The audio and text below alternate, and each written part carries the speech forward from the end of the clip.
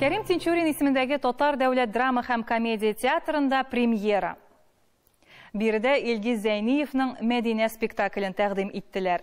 Автор аны гыйбрәтле хәл дип атаган. Тамашачылар намус, сыгынах, мәхәббәт һәм хыянәт төшенчәләре турында уйлана. Спектакль 18 яшьтән өлкәнрәкләр өчен. Ни өчен шулай? Эльвира Хөснетдинова белеште.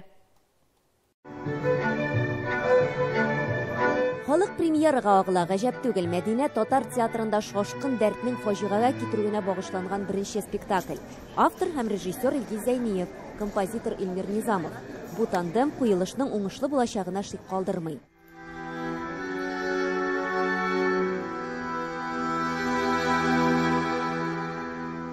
Мәдинә белән Җәүдәт бер-берсен ярата, тик егет башкага өйләнә, үзара мөнәсәбәтләрен туктатмыйлар. Мәхәббәтме бу, бәйлелекме?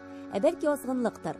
Әсәргә яшь чикләве 18+ дип куелган. Тик билдән түбән күренешләр юк, шунсыз да аңлашыла. Әйтик, берсендә зина кылуны алма аша күрсәттеләр.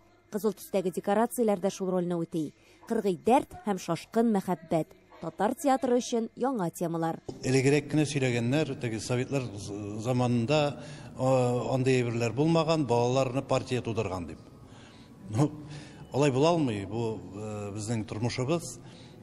Ләкин ул алай каты әйтелмәгән. Начарлык турында сөйләгән вакытта да мәчетләрдә безнең вагыз әйтәләр.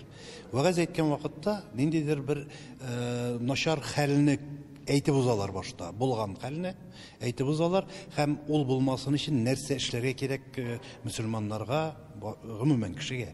Нишләп без үзебезнең театрда, үзебезнең тамашачыларыбызга шушы вагызны театр теленнән, артистлар теленнән әйттерә алмыйбыз. Ул бит яхшырак барып җитәчәк. Җәүдәтнең хатыны Галия шибәр, горур, тик бәхетсез хатын. Гөлназ Дәүмәтова моны тулысынча ачып салды. Гомумән, монда бәхетле кеше бармысың? Кайбер тамашачы спектакльдә үзен танырга мөмкин. Әсәр нигезендә тормышта да очрый торган вакыйгалар. Андый ялгышлар эшләмәсеннәр иде.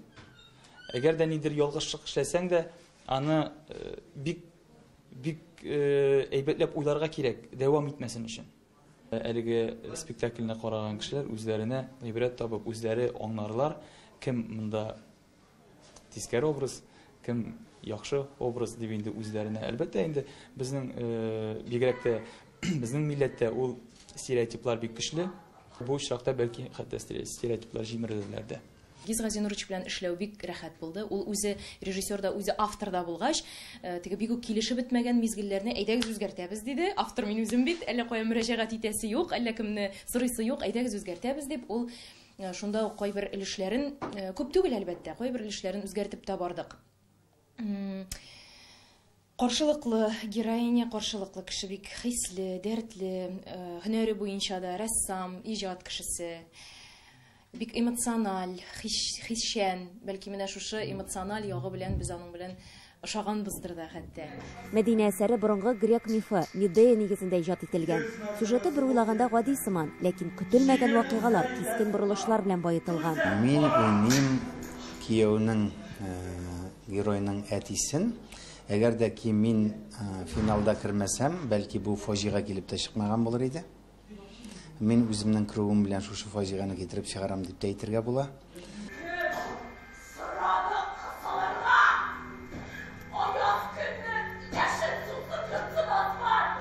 Психологик яктан көчле һәм шул ук вакытта авыр спектакль, музыкасы да, сюжеты, актерларның уйнавы 1 секундка да игътибарны читкә юнәлтергә ирек бирми. Спектакль ахыргача киеренке халәттә тута. Монда әсәрнең ак шигырь белән язылуы да үз өлешен кертә. Бер генә сүзне дә ишетмичә калырга ярамый. Монда бит инде сүзеңне онытсаң, ничек тә ялгап китәсең, теге прозада бит инде сүзеңне оныттың икән, үз сүзең белән ялгап китә аласың, монда андый мөмкинлек юк. Әмма дә ләкин менә өйрәнә башлагач, ул үзеннән үзе. Ул шундый җайлы гына өйрәнелде, ул теге шигъри формада икәне дә онытылды. Тинчурин театрында Илгиз Зәйниев моңарчы да бер спектакль куйган иде инде. Киләчәктә дә бергә эшләү турында сөйләшләр бара. Мәдинә премьерасы бик уңышлы үтте. Киләсе спектакльне 20 апрельдә карарга мөмкин. Эльвира Хөснетдинова, Татарлар, Казан. Тапшыруыбызны